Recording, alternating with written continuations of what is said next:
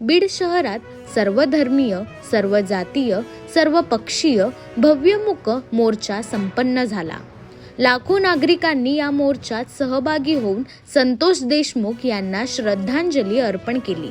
त्यांच्या मारेकऱ्यांना व त्यांच्या मागे असणाऱ्या मास्टरमाइंडला फाशीची शिक्षा व्हावी अशी एकमुखी मागणी झाली।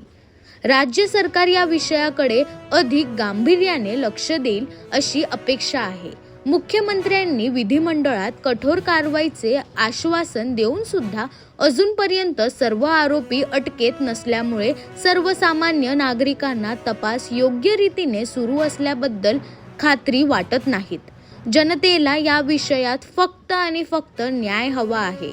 गुन्हेगारांना फाशीची शिक्षा व्हावी अशी सर्वांची इच्छा आहे। आज सर्व जातीय, सर्व धर्मीय नागरिकांनी एकत्र येऊन हा भव्य मोर्चा काढला असल्यामुळे बीड जिल्हा हा पुरोगामी विचारांचा व अन्यायाविरुद्ध लढणारा जिल्हा असल्याचे सिद्ध झाले आहे। या मोर्चात जिल्ह्यातील नागरिक, सर्वपक्षीय लोकप्रतिनिधी आदी प्रमुख मान्यवरांची उपस्थिती होती।